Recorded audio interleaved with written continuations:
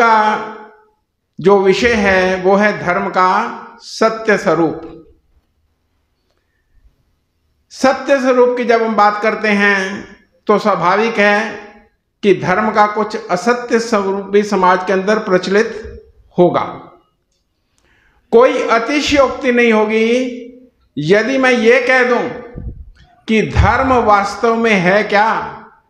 ये हमारे पौराणिक बंधु तो हैं ही हैं, हमारे बहुत से आर्य बंधु भी ऐसे मिल जाएंगे जिनको अभी यह नहीं मालूम होगा कि धर्म का वास्तविक स्वरूप है क्या। इसको अन्यथा ना लें, जो वास्तविकता है मैंने उससे अपने अनुभव के आधार पर यह बात कही है। धर्म शब्द को परिभाषित करना किसी भी भाषा के अंदर इतनी सामर्थ्य नहीं है जो धर्म शब्द को व्यापकता के साथ परिभाषित कर सके। हम प्रायः धर्म का अर्थ ये लेते हैं रिलीजन, जैसे जैन धर्म, सिख धर्म, पारसी धर्म, ईसाई धर्म, इस्लाम धर्म, परंतु वास्तव में देखा जाए इनमें से कोई एक भी धर्म नहीं है, एक भी। और हम प्रायः ये भी कह देते हैं वैदिक धर्म। वैदिक धर्म होना एक अलग बात है और उस धर्म को अपने जीवन में उतारना ये एक अलग बात है। धार्मिक वही व्यक्ति है जिसने उस धर्म को अपने जीवन के अंदर उतार लिया। धर्म शब्द को परिभाषित करते हुए जो बताया, जो शब्दों के जादूगर हैं, जो संस्कृत व्याकरणाचार्य हैं, उन्होंने बताया कि ध्री शब्द में जब मन प्रत्यय जुड़ जाता है तो धर्म शब्द की व्युत्पत्ति होती है। और इसको परिभाषित करते हुए कहा ध्री धारणयो पोषणयो हो, जिसको धारण किया जा सके और जिसका पोषण किया जा सके। लोगों ने धारण किसे किया जाए इसके बारे में बहुत बड़ी गलती अपने जीवन के अंदर कर ली। लोगों ने सोचा जब धारण करने की बात है तो शायद कोई वस्त्र विशेष को धारण करने से हम धार्मिक बन जाएंगे। किसी ने गेरुए वस्त्र धारण कर लिए, उससे पूछा भाई ये तूने क्यों किया? वो कहता ये मेरा धर्म है।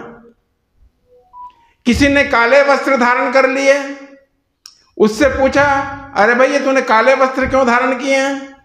वो कहता ये मेरा धर्म है। किसी ने सफेद वस्त्रों को धारण कर लिया, किसी ने पीले, किसी ने नीले, किसी ने 10-10 मीटर के पगड़ियां बना करके सिर के ऊपर बांध ली। उनसे पूछा कि ये सब क्या है? तो कहते हैं धारण करना ही धर्म है, हमने इन वस्त्रों को धारण किया और ये हमारा धर्म है। परंतु हद तो तब हो गई जब एक व्यक्ति ने एक भी वस्त्र धारण नहीं किया, सारे उतार दिए। और उससे पूछा अरे भाई तूने ऐसा क्यों किया? तो उसने कहा ये मेरा धर्म है। इसका मतलब वस्त्र धारण करने से और वस्त्रों का उतार देने का धर्म के साथ दूर का भी कोई संबंध नहीं है। महाराज मनु कहते हैं न लिंगम धर्म कारणम, ये जो बाह्य चिन्ह है ये धर्म नहीं कहला सकते। किसी ने तिलक लगा लिया त्रिपुंडाकार, किसी ने कंठी माला धारण कर ली, किसी ने रुद्राक्ष धारण कर लिया, किसी ने सारे शरीर के ऊपर भस्म रमा ली और वो कहते हैं कि हम धार्मिक हैं, हम अपने धर्म का पालन कर रहे हैं। परंतु ये धर्म कदापि नहीं हो सकता। वस्तु स्वभावो धर्मः, जो वस्तु का स्वभाव होता है वही उसका धर्म होता है। जैसे अभी मेरे से पूर्व वक्ता डॉक्टर प्रतिभा जी बता रही थी कि अग्नि का धर्म क्या है? प्रकाशित करना और उष्णता देना। यदि ये दो गुण अग्नि के उसके अंदर से जो स्वाभाविक हैं यदि वो निकाल दिए जाएं तो कुछ भी नहीं उसके अंदर शेष रहता, वो मात्र एक राख का ढेर रह जाती है। आप बाजार से मिर्ची खरीदने जाते हो 5 रुपए की, तो खरीदने से पहले आप क्या पूछते हो? अरे भाई ये तीखी है या नहीं? और यदि तीखी है तो तीखापन मिर्ची का धर्म है। यदि तीखी है तो मिर्ची को आप ग्रहण कर लेंगे, उसको अपना लेंगे, और यदि तीखापन उसमें नहीं है तो उसको वहीं फेंक देंगे, तेरी कीमत 2 ढेले की भी नहीं है। तो यही बात मनुष्यों के बारे में है। मनुष्य जब जीवन में धर्म को धारण कर लेता है, और कौन से धर्म को? ये वस्त्रों वाले धर्म को नहीं, उस धर्म को जिसको धारण करने से उसके अंदर मनुष्यपन आता है, और उसी को जो पोषण भी उसका करे, उसी को धर्म कहते हैं। धर्म शब्द की, जैसे मैं आपसे बता रहा था कि ये बड़ा व्यापक शब्द है, इसको किसी भाषा के अंदर कोई इसका पर्याय अन्य किसी भाषा में है ही नहीं। आपको मैं एक तरीका बताता हूं, आप गूगल पर जाकर के सर्च कीजिए, वहां पर ट्रांसलेशन का ऑप्शन भी आता है, और आप वहां पर कोई वर्ड लिख करके पूछ लीजिए इसका क्या मीनिंग है। आप वहां पर लिखिए रिलीजन, तो रिलीजन शब्द का एक अर्थ आएगा धर्म, और अब उसको हटा दीजिए। अब पूछिए धर्म इसका क्या अर्थ है, तो वहां पर बहुत से पर्याय आ जाएंगे धर्म के, जैसे ट्रुथ, लॉ, राइटियसनेस, रिलीजन भी उसके अंदर आएगा। परंतु जो नियम कानून कायदे सृष्टि के अंदर व्यापक हो रहे हैं, उनको धर्म उसके अनुसार कहा जाता है, और उनका पालन करना ही धर्म है। धर्म किसी बाह्य चिन्ह का नाम नहीं है। तो धर्म शब्द पर जब हम चिंतन करते हैं तो हमारे लिए ये जानना बहुत आवश्यक हो जाता है कि वास्तव में धर्म है क्या, किसका पालन करें। ईसाई कहते हैं मैं अपने बाइबल का पालन करूंगा, मुसलमान कहते हैं मैं कुरान का पालन करूंगा, और हिंदुओं का तो कोई ग्रंथ ही नहीं है। वेदों को उसने पढ़ना तो दूर और छूना भी दूर। जैसे बता रहे थे दत्त साहब कि बहुत से हिंदू ऐसे हैं जिन्होंने अभी वेदों को अपनी आंखों से देखा भी नहीं है। तो देखो हमारा देश, हमारी जाति कितना रसातल की ओर जा रही है। वेद जो उसके धर्म ग्रंथ हैं, जिनको पढ़ने से उसको धर्म के बारे में ज्ञात होता है कि धर्म वास्तव में है क्या, जिसने उसको पढ़ा तक नहीं, वो उसका पालन कहां से कर लेगा। यही कारण है कि हम धर्म के स्थान पर अधर्म का पालन कर रहे हैं। वास्तव में हमारे को शिक्षा ही गलत दी गई है। हमारे स्कूलों में, विद्यालयों में और अन्य विश्वविद्यालयों में जहां कहीं भी आप चले जाओ, धर्म विषय को वहां से हटा दिया गया है। क्यों? क्योंकि हम एक सांप्रदायिक का इसको द्योतक माना जाता है धर्म के ऊपर चर्चा करना। अब देखिए वेद की बात हम क्यों करें? क्योंकि वेद ईश्वरीय ज्ञान है। सृष्टि के आदि में जिसे परमात्मा ने दिया है, ये किसी मुल्क की भाषा विशेष के अंदर इसको नहीं दिया गया। इसको देने वाला केवल और केवल परमात्मा ही है। और परमात्मा ने इसके अंदर 2 प्रकार की आज्ञाएं दी गई हैं। एक को हम कहते हैं विधि और एक को कहते हैं निषिद्ध। जिन जिन कर्मों को करने का प्रावधान हमारे वेद आदि शास्त्रों के अंदर दिया गया है, उन उन कर्मों को करना धर्म है। और जिन जिन कर्मों को करने की उसके अंदर मनाही की गई है, उन उन कर्मों को ना करना, ये भी धर्म है। अच्छा, मैं आपसे पूछता हूं, एक बात बताओ कि ईश्वर की स्तुति प्रार्थना उपासना करना धर्म है या नहीं? धर्म है। जो धर्म मानते हैं हाथ उठाएं एक बार।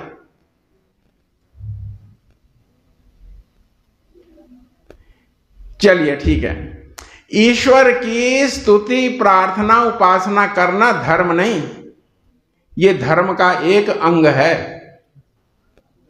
धर्म तब बनेगा जब हम ईश्वर की स्तुति प्रार्थना उपासना के अंदर जिन जिन भावों को, जिन जिन शब्दों का हम प्रयोग करते हैं, उसको अपने जीवन के अंदर उतार लेंगे। ध्री धारण यो पोषण यो, जिसको हम धारण करें, जिसका हम पोषण करें, उसी को हम धर्म कहते हैं। जैसे बताया कि धनानि भूमौ उपश्वास्य गोष्ठे नारी गृहद्वारी जन श्मशाने देहश्चितायाम परलोक मार्गे धर्मानुगो गच्छति जीव एकः। ये धर्म ही है जो आपके साथ जाता है।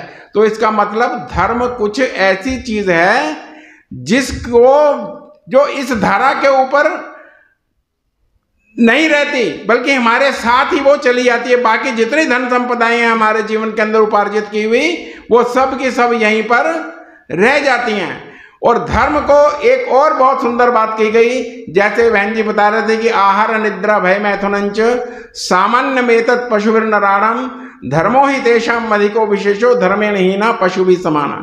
अर्थात धर्म जब व्यक्ति के जीवन से निकल जाता है तो मनुष्य ना रह करके वो पशु बन जाता है। अब बात फिर वही आ जाती है कि आखिर ये धर्म है क्या। तो धर्म शब्द वेद के अंदर जो मैं आपको बता रहा हूं, जिन जिन कर्मों को करने के परमात्मा ने निर्देश दिया, वेद के अंदर ऐसे अनेकों मंत्र आते हैं जिनको अपने जीवन में धारण करने से हम बहुत उच्च कोटि के मनुष्य, यहां तक कि देवता तुल्य हम बन जाते हैं। उदाहरण के लिए वेद में एक मंत्र आता है जो हमको प्रेरित करता है कि अपने जीवन से हम जितनी भी पार्श्विक वृत्तियां हैं उनको हम निकाल दें। स्वाभाविक है, जब पार्श्विक वृत्तियां निकल जाएंगी तो हम क्या रह जाएंगे? मनुष्य। दो ही तो चीजें हैं, सुर और आसुरी वृत्तियां। पार्श्विक वृत्तियां, उसके बारे में मंत्र कहता है उलूक यातम शुशुलूक यातम जही श्वयात मुत कोक यातम सुपर्णयात मुत गृद्ध यातम दृश दिव प्रमृण रक्ष इंद्र। कि अपने जीवन से तो उल्लूपने को निकाल दे। उल्लूपना क्या है? उल्लू की एक वृत्ति होती है क्या, कि वो अंधकार से प्रेम करता है। अंधकार प्रिय होता है ये। उसके सामने प्रकाश करो तो आंखें उसकी चुंधिया जाती हैं, वो कुछ भी नहीं देख पाता। तो अंधकार किस चीज का द्योतक है? अविद्या का, अज्ञानता का, इग्नोरेंस का। तो जब हम अविद्या प्रेमी हो जाते हैं और विद्या की कोई बुद्धि की हमारे साथ ज्ञान की कोई चर्चा करे और हम उसकी चर्चा में शामिल नहीं होना चाहते, उसको सुनना नहीं चाहते, तो इसका मतलब हम उल्लूपना हमारे अंदर प्रवेश कर चुका है। उसको निकालने का हमको यथाशीघ्र प्रयास करना चाहिए। शुशुलूक यातम, शुशुलूक कहते हैं भेड़िए को, और भेड़िए का स्वभाव क्या है? उसको क्रोध बहुत आता है।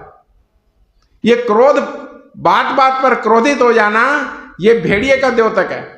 सिंह व्याघ्रादि के बारे में कहा जाता है कि ये तो तभी किसी दूसरे पशु की हत्या करते हैं जब इनको बहुत ज्यादा भूख लगी होती है, परंतु भेड़िया ऐसा है, इसका पेट भी भरा होगा तो भी यह कारण किसी दूसरे के ऊपर हमला करके उसको मार देता है। तो जो झगड़ाली प्रवृत्ति के जो लोग हैं, जो बात बात पर क्रोधित हो जाते हैं, उस वृत्ति को हमको अपने अंदर से निकाल देना चाहिए।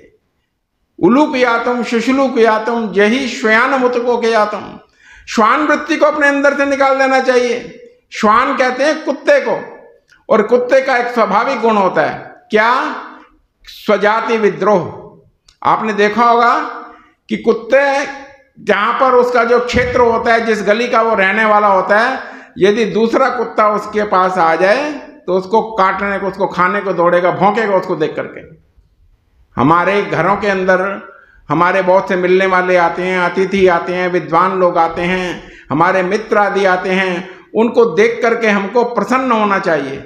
यदि हमारे अंदर अप्रसन्नता का भाव आता है तो इसका मतलब हम अधार्मिक हैं, हम धार्मिक नहीं हैं। इस वृत्ति को भी अपने अंदर से निकाल देना चाहिए। उलूक यातम शुशुलूक यातम जही श्वयान मुत कोक यातम। कोक कहते हैं चिड़े को, कहते हैं बहुत ज्यादा कामी होता है। तो जो कामी स्वभाव के लोग हैं, जो 24 घंटे भोग वृत्ति जिनके सिर के ऊपर भूत सवार रहता है, ऐसी वृत्ति को भी अपने अंदर से निकाल देना चाहिए। ये वृत्ति जब निकल जाएगी तो स्वाभाविक है हमारे अंदर मनुष्यता, जो धर्म है, वो हमारे अंदर उतना उतना प्रविष्ट करता जाएगा। कोक यातम जही श्वयान मुत कोक यातम सुपर्ण यातम मुत गृद्ध यातम। सुपर्ण कहते हैं सुनहरे पंखों वाले बाज पंछी को। उसकी क्या विशेषता है? कि उसके अंदर बहुत ज्यादा अहंकार होता है। वो सोचता है कि जितनी ऊंची उड़ान आकाश के अंदर मैं भर सकता हूं, उतना और कोई जीव नहीं भर सकता, और वो अन्य पक्षियों से अलग होकर के पहाड़ों की कंदराओं में जाकर के वो अपना स्थान वहां पर बनाता है और सबसे अलग रहता है। तो जो लोग समाज के साथ मिलकर के नहीं रहना चाहते, उससे अलग रहना चाहते हैं, जैसा कि शहरों के अंदर बन रहा है आजकल हिसाब किताब, पड़ोसी के बारे में नहीं जानता, उसके सुख दुख के अंदर वो भागे नहीं बनता। तो ये क्या है, ये सब उसी के अवगुण हमारे अंदर प्रविष्ट कर रहे हैं। सुपर्णयातम उत गृध्ययातम, और गृध्य कहते हैं लोभ वृत्ति को, जिसके बारे में वेद कहते हैं मां गृधः कस्य सुद्धनम, कि ये धन वाली जो लोभ वाली जो वृत्ति है तो उसको अपने जीवन से त्याग दे। वेद यदि ये आदेश देता है वयम श्याम पतयोरेण, कि हम सब अपने जीवन के अंदर धन ऐश्वर्यों के स्वामी होवें, तो इसका मतलब ये नहीं कि वेद ने हमको क्लीन चिट दे दी कि जाओ आपके जीवन का लक्ष्य केवल और केवल धनोपार्जन करना है। नहीं, साथ में वेद ने यह भी कह दिया मां गृधः कस्य सुद्धनम, ये धन तेरे साथ जाने वाला नहीं है। लालच लोभ इसको अपने जीवन से तो निकाल दे। यदि हम चिंतन करें, विचार करें, तो जीवन प्रवाह वैसे है क्या? जीवन जिसके अंदर प्रवाहित हो रहा है, ये दो तटों के मध्य प्रवाहित होने वाली एक नदी है। एक तट है इसका आध्यात्मिकता का और दूसरा तट है भौतिकता का। इन दोनों तटों के बीच में सामंजस्य स्थापित करने का काम ही धर्म का है। अकेले आध्यात्मिकता को लेकर के भी हमारा गुजारा नहीं हो सकता। नदी तभी तक नदी है जब वो दोनों तटों के बीच में प्रवाहित हो रही है। एक ओर को यदि वो बह निकलेगी, यदि वो आध्यात्मिकता की ओर बह निकलेगी तो भी विनाश है, और यदि वो केवल भौतिकता की ओर बह निकलेगी तो भी मनुष्य पशु बन जाएगा। आध्यात्मिकता की ओर बहने वाली नदी की आप तुलना इस प्रकार से कर सकते हो, जैसे कोई मनुष्य गलती से किसी नदी के अंदर गिर पड़ा हो और बाहर में छटपटा करके उससे बाहर निकलने का वो प्रयास कर रहा हो। कोरी आध्यात्मिकता भी किसी काम की नहीं है और कोरी भौतिकता भी किसी काम के नहीं है। वेद इसके बारे में स्पष्ट कहता है अंधतमः प्रविश्यन्ति यो विद्याम उपासते ततो भूयैव तेतमो यो विद्यायाम रता। जो केवल विद्या में रत रहते हैं, केवल आध्यात्मिकता के अंदर रहते हैं, वे घोर अंधकार, जो भौतिकवादी लोग हैं जिनका दृष्टिकोण वो घोर अंधकार को प्राप्त होते हैं, और जो केवल आध्यात्मिकता की बात करते हैं वो उससे भी ज्यादा गहरे अंधकार को प्राप्त होते हैं। धर्म का काम है इन दोनों के मध्य में सामंजस्य स्थापित करके देना।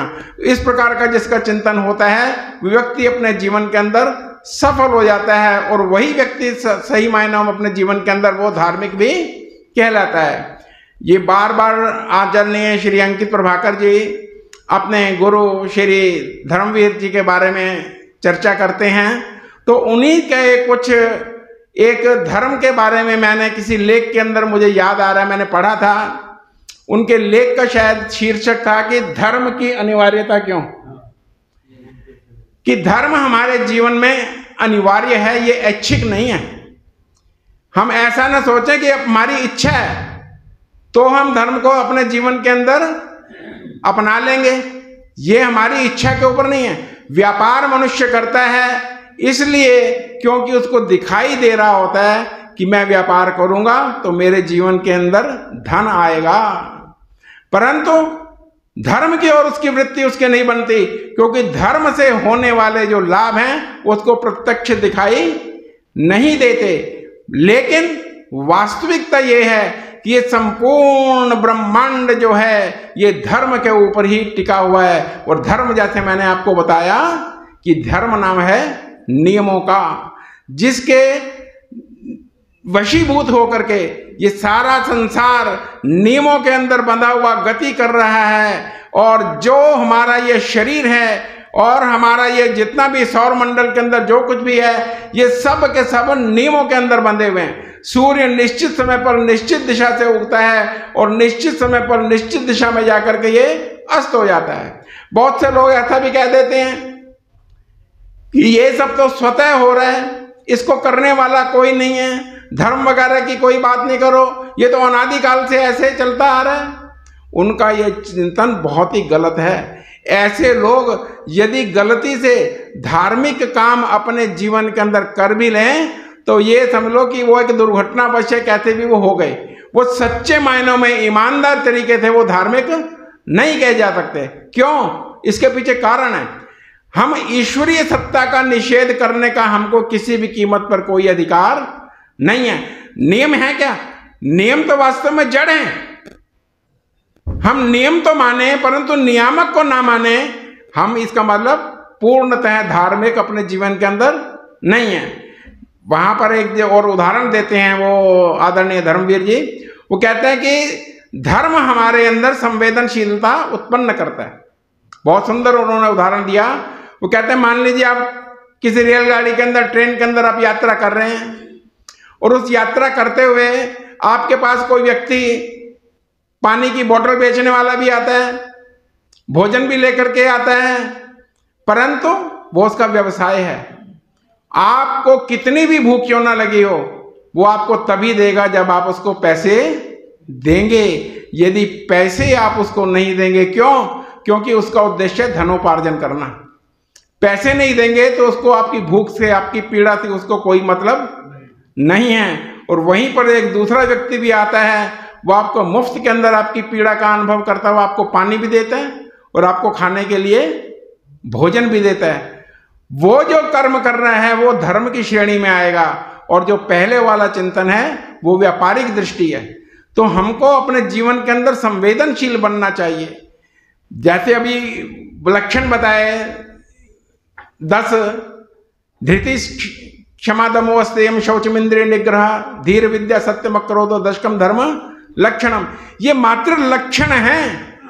इन लक्षणों के आधार पर हम जान सकते हैं कि कौन मनुष्य धार्मिक है और कौन मनुष्य धार्मिक नहीं है। इन लक्षणों को जिस व्यक्ति ने अपने जीवन के अंदर धारण किया हुआ है वही व्यक्ति धार्मिक है।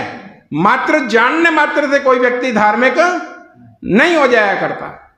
समय कितना है मेरा? अच्छा, तो हमको इन लक्षणों के अनुसार अपना जीवन बनाने का प्रयास करना चाहिए, तभी हम अपने जीवन के अंदर धार्मिक बन सकेंगे।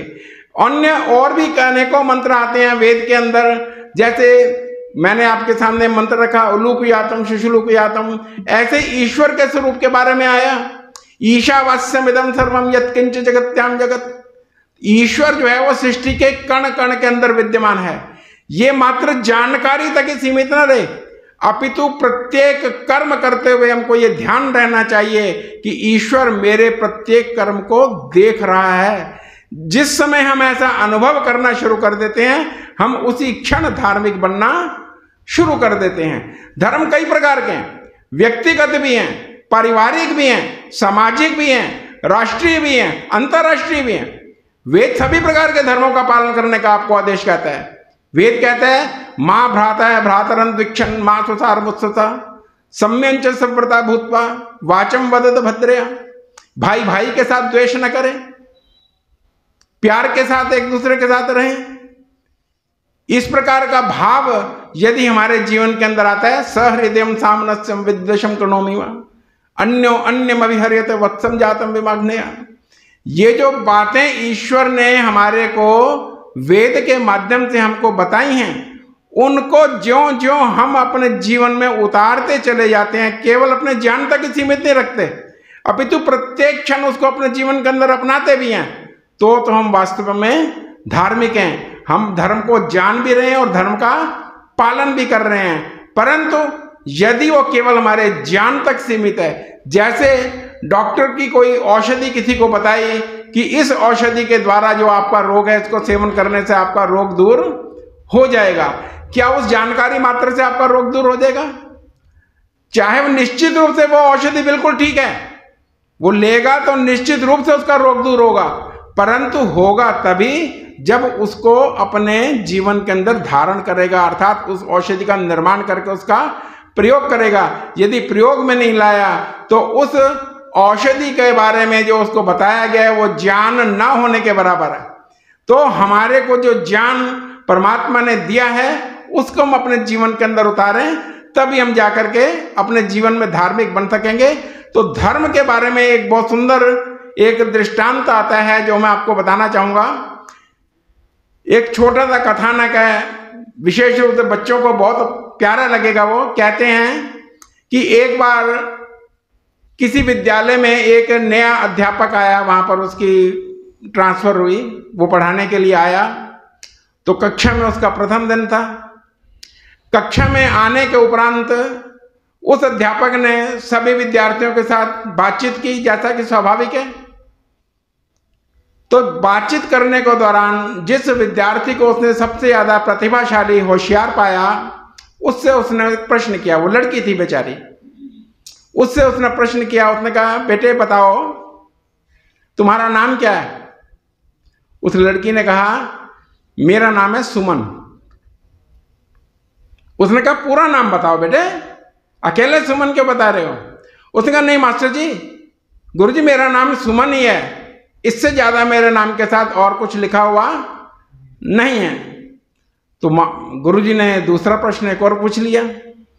उसने कहा, आप ये बताओ आपके पिताजी का क्या नाम है? उसने कहा, मेरे पिताजी का नाम है वेद प्रकाश। उसने कहा, पूरा नाम बताओ। तो बालिका ने फिर उत्तर दिया, वो इतना ही लिखते हैं जी, इससे ज्यादा उनके साथ, नाम के साथ और कुछ जुड़ा हुआ नहीं है। फिर उनकी माताजी का नाम पूछा। उसने कहा था, मेरी माताजी का नाम है निशा। उसने कहा, पूरा नाम बताओ। अब मास्टर कुछ पूछना चाह रहा था और वो बिटिया बता नहीं रही थी। तो उन्होंने आखिर में पूछा, अच्छा आप ये बताओ आप कितने भाई बहन हो? तो बालिका भी बहुत चतुर थी। उसने कहा, गुरुजी मैं परिवार में अकेली हूं, मेरा कोई भी भाई बहन नहीं है। तो मास्टर जी जब अपने जिस उद्देश्य से वो प्रश्न दाग रहे थे, जब उसमें सफल ना हुए, तो उन्होंने आखिरकार सीधे ही पूछ लिया कि बेटे आप ये बताओ आपका धर्म क्या है? तो उस बिटिया ने बहुत सुंदर उत्तर दिया। उसने कहा, सुनिए, मैं एक विद्यार्थी हूं और मेरा धर्म है पढ़ाई करना और अपने माता पिता के सपनों को साकार करना। और मेरे पिताजी का धर्म यदि आप पूछोगे तो मैं आपको बताना चाहूंगी, मेरे पिताजी का धर्म है मेरे को एक योग्य इंसान बनाना, मेरी और मेरे परिवार की और मेरी माता जी की जरूरतों को पूरा करना। और वो अपने धर्म का पालन बहुत अच्छे तरीके से कर रहे हैं। और मेरी माता का धर्म है मेरी लालन पालन करना, मुझे सुशिक्षित करना और मेरे पिताजी की और परिवार की जरूरतों को पूरा करना। और जिस धर्म की आप मेरे से चर्चा कर रहे हैं, तो मैं आपको बता देना चाहती हूं कि मैं एक विज्ञान की छात्रा हूं। जब बड़ी हो जाऊंगी तो बड़े होने के उपरांत जितने भी संसार में आज धर्म या धर्म के नाम पर मत पंथ और संप्रदाय फैले हुए हैं, उन सभी की पुस्तकों को मैं पढ़ूंगी। जो जो पुस्तकें विज्ञान की कसौटी पर खरी उतरेंगी उसको मैं अपने जीवन के अंदर धारण कर लूंगी, उसको अपना लूंगी। और जिसके अंदर सृष्टि नियमों के विरुद्ध, विज्ञान के विरुद्ध अवैज्ञानिक बातें जिस पुस्तक में भरी होंगी, उसको उठा करके कूड़े के ढेर के अंदर फेंक दूंगी। क्यों? क्योंकि मुझे बताया गया है कि यदि दूध से भरे हुए गिलास के अंदर एक बूंद विष की यदि गिरी हुई हो तो वो पीने लायक नहीं रहा करता। तो इस प्रकार से बड़ी होने के उपरांत परीक्षण निरीक्षण करने के उपरांत ही मैं धर्म को समझूंगी और अपने जीवन के अंदर उसको धारण करूंगी।